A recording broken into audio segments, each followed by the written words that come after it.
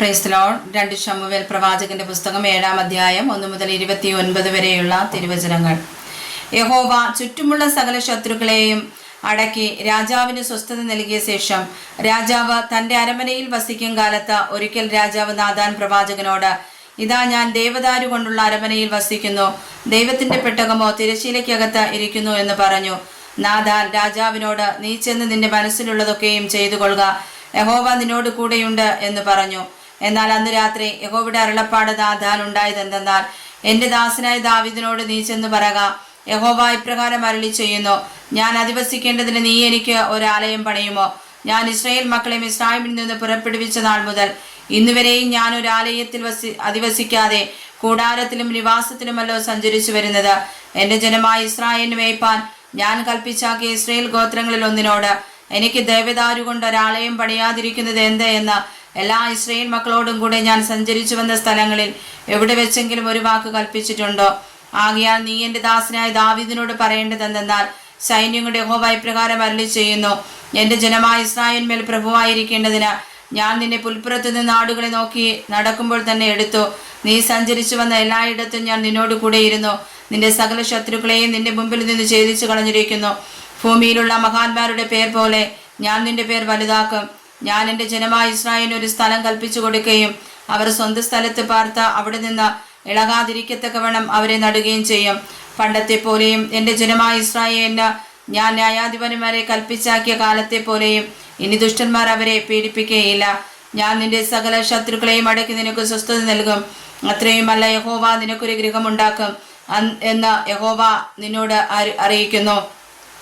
നിന്റെ ഉദരത്തിൽ നിന്ന് പുറപ്പെടുവാനിരിക്കുന്ന സന്തതിയെ നിന്റെ ആയുഷ്കാലം തികഞ്ഞിട്ട് നിന്റെ പിതാക്കന്മാരോട് കൂടെ നീ നിദ്ര കൊള്ളുമ്പോൾ ഞാൻ നിനക്ക് പിന്തുടർച്ചയായി സ്ഥിരപ്പെടുത്തുകയും അവന് രാജ്യത്വം ഉറപ്പാക്കുകയും ചെയ്യും. അവൻ എൻ്റെ നാമത്തിന് ഒരാലയം പണിയും. ഞാൻ അവൻ്റെ രാജ്യത്വത്തിൻ്റെ സിംഹാസനം എന്നേക്കും സ്ഥിരമാക്കും. ഞാൻ അവന് പിതാവും അവൻ എനിക്ക് പുത്രനുമായിരിക്കും. അവൻ കുറ്റം ചെയ്താൽ ഞാൻ അവനെ മനുഷ്യരുടെ വടി കൊണ്ടും മനുഷ്യപുത്രന്മാരുടെ അടി കൊണ്ടും ശിക്ഷിക്കും. എങ്കിലും നിന്റെ മുമ്പിൽ നിന്ന് ഞാൻ തള്ളിക്കളഞ്ഞ ശൗലിങ്കൽ നിന്ന് ഞാൻ എൻ്റെ ദയ നീക്കിയതുപോലെ അത് അവങ്കൽ നിന്ന് നീങ്ങിപ്പോകയില്ല. നിന്റെ ഗ്രഹവും നിന്റെ രാജ്യത്വവും എൻ്റെ മുമ്പാകെ എന്നേക്കും സ്ഥിരമായിരിക്കും. നിന്റെ സിംഹാസനവും എന്നേക്കും ഉറച്ചിരിക്കും. ഈ സകല വാക്കുകൾക്കും ദർശനത്തിനും ഒത്തവണ്ണം നാഥാൻ ദാവീദിനോട് സംസാരിച്ചു. അപ്പോൾ ദാവീദ് രാജാവ് അകത്തു ചെന്ന് യഹോവയുടെ സന്നിധിയിലിരുന്നു. പറഞ്ഞതെന്തെന്നാൽ, കർത്താവായ യഹോവേ, നീ എന്നെ ഇത്രത്തോളം കൊണ്ടുവരുവാൻ ഞാനാർ?